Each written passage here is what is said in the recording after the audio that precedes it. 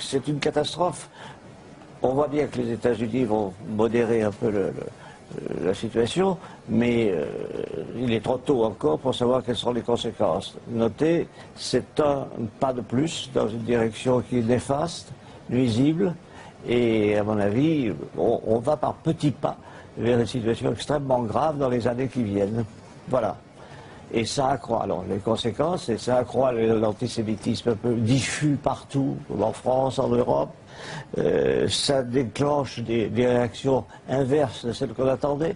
Par exemple, le rapprochement avec que je viens de dire, qui était une alliance forte, qui avait été incitée par les États-Unis. Je vous rappelle par exemple que lorsque il s'est agi de la discussion sur l'entrée de la Turquie, 3 présidents des États-Unis sont venus en France pour plaider le dossier en disant c'est important, il faut que vous le fassiez. Que la Turquie rentre dans l'Europe. Que la Turquie entre dans l'Europe. C'était du reste même un peu choquant la façon dont c'était fait. Et bon, ben voilà, tout ça est par terre, et je ne vois pas très bien comment ça pourrait se remettre debout. Elisabeth Lévy. Moi, je suis un petit peu étonnée, monsieur Dumas, parce que vous n'êtes pas naïf. Ça fait des mois, ça fait des semaines et des mois. Pas plus que vous. Non, ça fait des semaines et des mois qu'on voit bien qu'entre la Turquie et Israël, ça ne va plus du tout. Que la Turquie prenne cette affaire, si vous voulez, se saisisse de cette affaire pour affirmer haut et fort sa divergence avec Israël, on peut le comprendre, mais que vous fassiez semblant de le croire, ça m'étonne un peu. Moi, je suis quand même extrêmement frappée par ce qui est en train de se passer. Je veux dire, d'abord, il faut quand même rappeler 2-3 faits. Si vous voulez, ce blocus israélien, on peut tout à fait le critiquer, on peut tout à fait considérer qu'il ne répond pas à la situation. Enfin, il s'agit d'une guerre, là, en l'occurrence, c'était des organisations humanitaires. Ouais. C'est des organisations humanitaires qui ne sont pas qui sont pas des Palestiniens, excusez-moi, en l'occurrence, c'est un peu différent. Il faut parler de haine, oui, ça c'est certain, il y a une haine contre Israël qui est patente. Mais je crois que ce qui fait la différence, c'est qu'il y a une prise de conscience de la communauté internationale que ce blocus est inefficace. Ce blocus, il est absolument délirant. Il faut quand même, je crois que c'est très important. Peut-être il va sortir quelque chose d'un peu mieux de cette tragédie. C'est cette prise de conscience de ce que peut être la vie dans les territoires occupés. Je voudrais dire une chose très simple. J'ai voyagé dans les territoires occupés et à Gaza, je suis allé à Ranounès, à Rafah, avant que le Hamas n'arrive. On oublie une chose très simple. S'ils s'appellent les territoires occupés, c'est qu'ils sont occupés. Ce n'est pas une zone franche palestinienne. La vie d'un Palestinien, c'est une vie sous l'occupation. C'est une vie impossible. Elle est impossible en Cisjordanie. C'est impossible de travailler, c'est impossible de se rencontrer, c'est impossible d'aimer, c'est impossible d'écrire, c'est impossible de vivre. Mais à Gaza, c'est encore plus effroyable. Qu'est-ce que c'est un blocus économique dans lequel on décide de manière totalement absurde, kafkaïenne, arbitraire, de ce que sont des produits de nécessité? Alors pourquoi les petits pois, c'est de première nécessité, et il se trouve que les fruits au sirop, non. La cannelle, c'est de première nécessité, mais le curry, non. C'est ça la réalité d'un blocus. Alors bien sûr, on pourra toujours dire, mais il y a des choses sur les marchés. Bien sûr, c'est le marché noir, du Hamas qui le fait.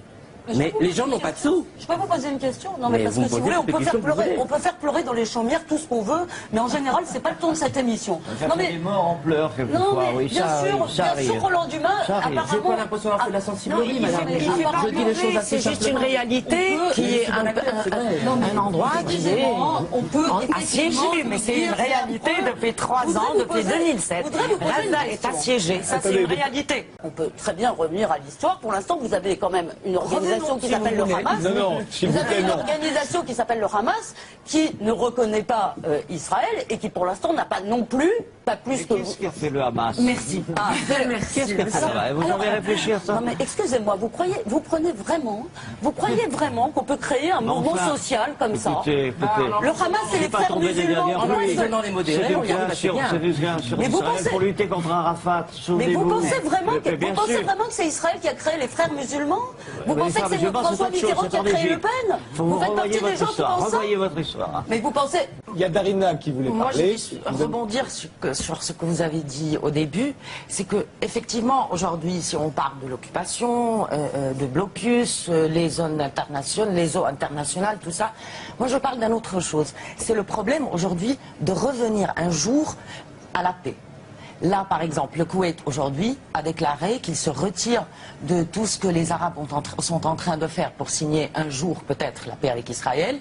Il y a beaucoup des États maintenant qui se retirent tout de suite de tout le processus, parce que vis-à-vis leur population, vis-à-vis leur pays, ils ne peuvent pas continuer à tendre la main après avoir montré ces images-là, après avoir fait cette attaque-là.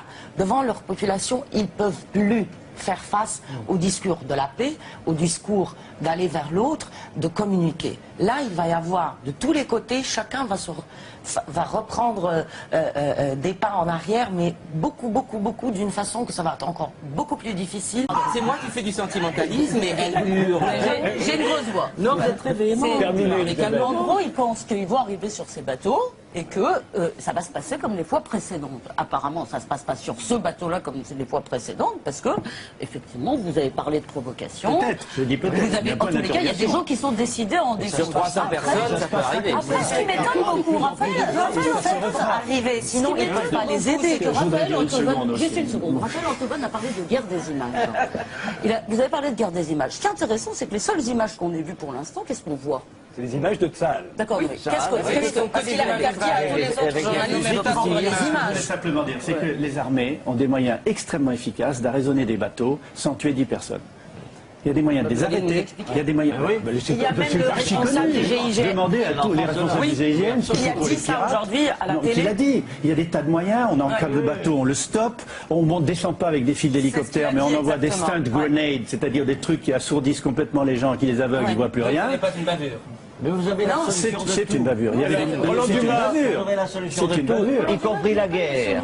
Ça conduira à la guerre. Vous savez ce que ça me rappelle, cette histoire? Ça conduira à la guerre, mais excusez-moi, c'est la guerre. là. Pas chez nous, c'est chez nous, ça viendra. Vous verrez ce que je vous dis. Ça me rappelle, vous êtes trop jeune, vous ne l'avez pas connu, mais ça me rappelle l'avant-guerre, lorsque M. Hitler occupait le Sahara, et qui disait c'est l'autodéfense, ou que l'Italie occupait l'Éthiopie et occupait parce qu'il voulait un empire. Je crains de ne pas vous avoir tout à fait compris. C'est moi Mais qui vous évidemment, rappelle parce que vous ne Hitler. savez pas l'histoire, mais je vous la raconte. Non, je crois que- Les dictatures d'avant-guerre occupées, allaient dans les eaux territoriales exactement. Mais la comme- dictature, elle est où, là?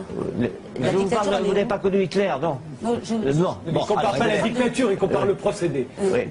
Et donc, vous avez des Donc, c'est moi qui dictatures me rappelle qu'avant-guerre. Hitler, c'est ça Oui, pour cause. Oui. La façon dont vous défendez Israël me laisse penser que vous avez quand même des bribes. Raphaël Enthoven, vous vouliez... Et vous devriez quand même vous en souvenir. Non, ça ne mérite pas de réponse, parce que la seule réponse, ce serait de balancer mon verre. Et je vais rester Mais poli. oui, mais allez-y. Ce serait la seule Allez-y. réponse. Non, c'était qu'on se soit bien clair. j'ai pas Si dit- j'ai bien compris, Oui. Roland Dumas parle de stratégie. Il ne parle pas de... Non, mais... Avant-guerre, c'était les non, procédés mais là- totalitaires mais monsieur le ministre. On est obnubilé aujourd'hui par les pourparlers, le processus de paix. Le processus de paix, ça fait 20 ans qu'on en parle et qu'on vit de ça et qu'il ne se passe rien. Parce que tout est caché à chaque fois, et à chaque fois, c'est la même histoire qui recommence. Moi, je ne parlerai plus maintenant du processus de paix. Je ne parlerai plus du Proche-Orient, parce que ça ne sert à rien. Il y aura un jour une coalition qui se dressera et qui se battra pour, vous verrez, comme il y a eu pour l'Espagne. Exactement de la même façon. Et vous ne l'empêcherez pas, ça gagne les esprits, et ces esprits seront gagnés et iront jusqu'à la guerre. Vous allez peut-être répondre à ma question. Donc, en somme, Allez, juste après, on changera de en sujet. somme, par rapport à, si vous voulez, donc vous avez un voisin donc qui veut votre destruction, en tous les cas qu'il affirme. Effectivement, lui faire la guerre, on a vu ce que ça donnait, ça a été pour le coup vraiment terrible et certainement disproportionné. Le blocus était, je vous le rappelle, donc accepté par la communauté internationale, France y compris. Donc, que devrait faire Israël face à ça? Non, mais... Peut-être que vous n'en êtes pas fier, mais c'est pas très facile de trouver des moyens. C'est pas très facile de trouver des C'est la moyens. Russie qui a été la première à reconnaître Israël. Et alors? En 45. Et donc, ça regardez où délégitime ils sont. Israël pour vous? C'est quoi la Non, pas du tout, au contraire. Une dernière question, Mais on vous change ne de comprenez sujet. rien.